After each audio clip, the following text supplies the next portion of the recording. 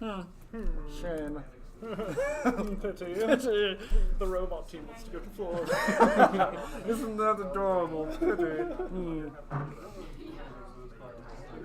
What time is it? Is it 6? It's 6? Wow. 6:01. We're going to start on time. Kids, listen up. All right, kiddos, young people, students. Be silent. That's why he's the system engineer and I'm the nice one. So, welcome back. It's the 16th, and I have slides to show you. Da-da-da. General update. So, Cole wasn't here last week, so we didn't have our nice fancy AV, and it was awful, and we had to sort of talk at you, but now I have pictures. This is Nathan when he was working on one of the digger meetings. He looks very Nathan-y, I guess. But first things first, today we're going to have our team picture once we're done with these general updates and done with the PowerPoint. Take the picture, smile, look pretty, and then everyone will go their own way on their sub-teams. Dawn has an outreach event this Saturday. It's at the health building. Yeah, it's the Yeah, it's the health and science building, so it's, I forget what is it? Health and Human Services or something. HSCD. Yeah. The HSCD. And that is from 8:30 to noon on the Saturday, the 19th. And Will that be posted on the, posting it right now on the outreach events, so I just took photos. It's the easiest way. I posted this on the general channel, but our sub-team meeting times are set this week, or this semester. So diggers from 6:30 to 7:30 p.m., mobilities from 6 to 7, and electrical and programming is 5:30 to 6:30. So, and because the way that worked out, the only time for general meetings was Tuesday or Wednesday, and Wednesday seems to work well for everyone so far, so here we are. Ted really wants a robot done by Saturday. So we're having, first of all, thank you everyone for showing up on Friday and Saturday and putting in your off time and making our prototype work and making motors spin, putting these together, all that good fun jazz. And we're doing it again this Friday and Saturday from 5 to 9, or as long as you can stay on Friday, and from noon to 4 on Saturday. Let's see. Fun news, Florida. Woohoo! Woo! So the admin just had a team meeting figuring out some of the logistics. For people who want to go to Florida, please let your team leads know so that if you can go. If you're driving in the vans from here, you're leaving on May 3rd and getting back around the 15th. We plan for 3 days of travel. So it's a fun drive. If you've never done a cross-country drive before, it's interesting. It's long, not a guarantee. Not a Not a guarantee. Yes, if you can go, so this is going, it's not a guarantee you will go, but just if we know, so who can be available for those dates. Question on the driving. Yes. Is there an age limit to drive, or? So if you want to be a driver, you have to do driver training through the university, and it's a large van training, and I think it's just a general training. Yeah. So some people are flying. If you want to fly down there, you are welcome to, if you're chosen to go. But if you're driving, those are the times you're gone. So When will we let people know whether they're going I don't know, to Cole. When will we let people know? Mid-February. Mid-February. So last year we ran into some funding issues, and so now before in the past we've done everything, but now there's going to be a food fee of around $150, and that's going to cover both the travel and eating for the 3rd to the 15th. So that's decent chunk of time. So Yeah. tonight, sorry, go. So those flying, would they still pay $150, or would it be slightly different? $149.99. Like that. We can figure something out like that. So for tonight, after breaking the sub-team meetings, let your team lead know if you are able to go during that time, if you have your schedule free. This is a lot of time off work, so some people can't go because of that. And also your current major, so that way I can go to various departments and beg them for money. What else do we need to know? So yeah, let them know if you can go, your major, and then we can move forward from there. Like Cole said, we'll let you know mid-February, probably the 14th or so. Now I'm going to have these two give a demo of Open Project again. If you weren't here last week, this is our new project management style. It's often used in software and that type of stuff, and this is what we're going to try this semester to keep us more on track for getting our prototype built, tested, and ready before Florida. And so if you weren't here last week, the other thing I said is that a couple issues we ran into last semester is people weren't getting stuff done because we didn't really give them hard deadlines, and also because they didn't entirely know what they were doing.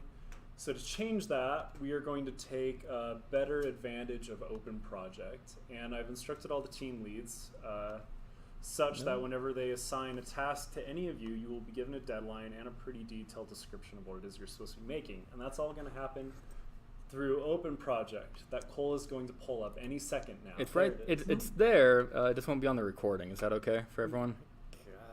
I can add it. It's just gonna take an extra 30 seconds. Yeah, we talked for 30 seconds. Yeah. Anybody have anything good for lunch today? I went to Cheddar Burger. Wait, lunch? Yeah. There's free pizza if you went to the Club Fest thing. Ooh. Yeah. Am I just not seeing it here?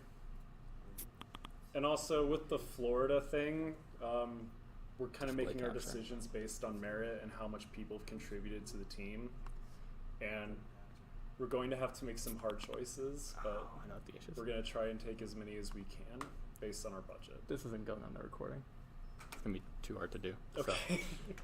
Anyway, So you go to Open Project. Can anyone tell me what the URL for Open Project is?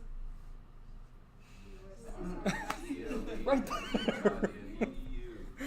Okay. and so if you want to look at the tasks, we can just click the task board right there. And it'll kind of show you what we have open and who's working on what. Let me collapse this side panel. So everything on the left right here is a kind of feature or subcategory of the robot that we need to work on. And then everything in this column and over are the tasks that need to get done in order to finish this subcategory. Does that kind of make sense for everyone? So for example, power systems as a general system, we need to create power setup for the POSIX localization system. We also need to design a power distribution board in Eagle. Some people are already working on the power node to measure current in different devices, and then connectors have already been researched. So when you want to, there's different columns here, and whenever a task changes status, essentially, you change the column. So these are unassigned. In progress means that you're doing it. Closed means that it's finished. And that is done through the magic of drag and drop interfaces. So I'm just going to bring this research connectors back. It's so intuitive. You just click, drag, and it works. And then research connectors, I'm going to be working on it. And then once I finish it up, I'll drag it into closed. You'll notice that a lot of these have different colors on them. Each color corresponds to each one of you. Each one of you has a custom color. So let's just say I wanted to design the POSIX power system.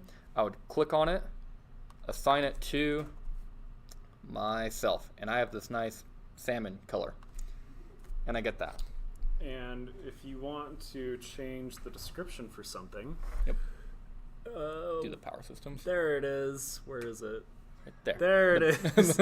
You click on the number and it'll take you Yeah. to the details of the task. So it's not the most intuitive, but just if you want more details, click on the number, and then you can.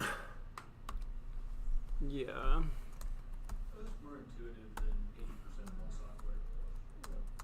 I mentioned this last week, but I'll mention it again. The reason why Ted Gold kind of covered the basics of it, but this is so if, say, I finished filling a part for the digger and I'm waiting for Nathan to give me a job, I'm sitting there twiddling my thumbs, not doing anything, and I want to be part of the team, I want to work hard, all that good fun jazz. I can go to Open Project and see, oh, this job hasn't been claimed. I move it over to or assign it to myself, and then Nathan knows that I'm taking care of that cue card type of thing.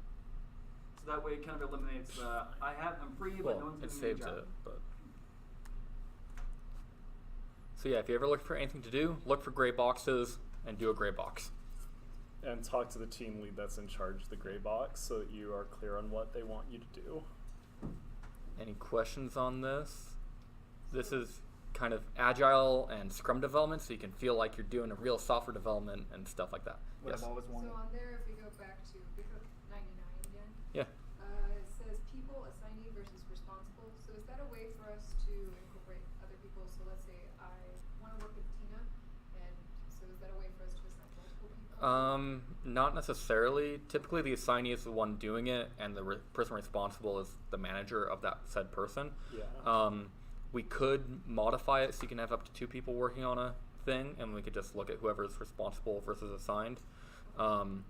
but in the task board, it will only show the person who's assigned to it.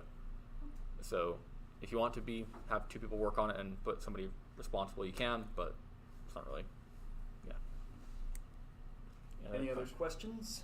Everybody ready for this fun stuff? Everybody ready It's for like a picture? Not quite. Not quite More yet. stuff.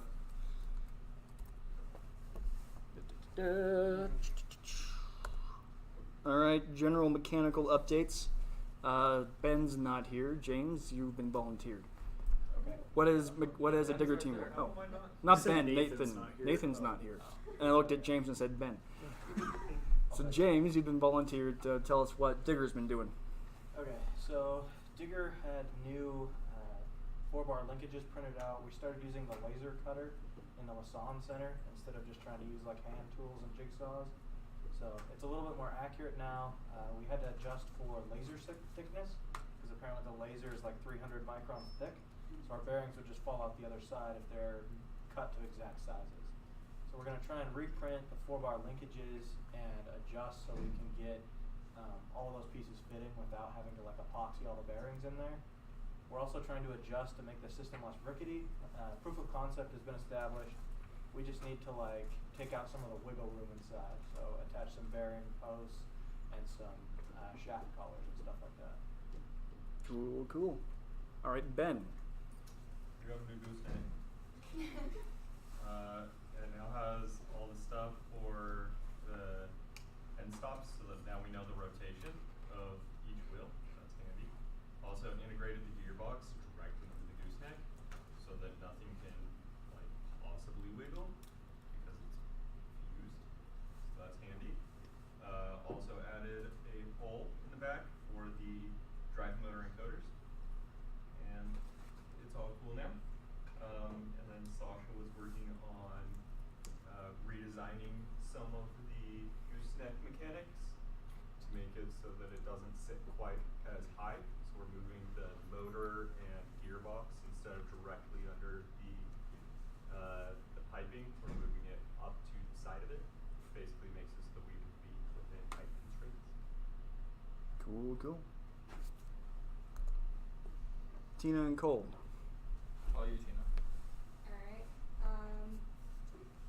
We've been working on a lot of different things. We're going to wire up the motors probably on Friday. Which motors? All of them, All of them? if we can, if it's ready. Like, So installing the motors. we're going to install them into the prototype, so we're actually going to have motors and everything. Let's see. We're moving forward on the power distribution board. We are, now I can't think now that everyone's listening. Yeah, it's just a bunch of little things that are coming together. Power nodes have progressed. What's that? Power nodes are almost Oh, yeah. done. Power nodes are coming along really well. We have to come up with something besides a breadboard to do that, which we will talk about later because we have a few decisions to make. But yeah, that should be done within the next 2 weeks at most. Something like that. Hey, I don't have to ask her for a representative this time. You don't. It's you. So software-wise, we got a really solid node graph laid out for what all the different nodes in the robot will do, how they'll talk to each other, what they'll communicate.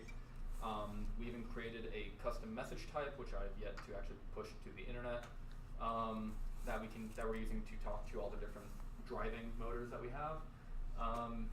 Progress is still continuing on POSIX, autonomy, motion controller, doodads.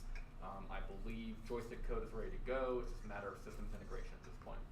Did I miss anything? Cool.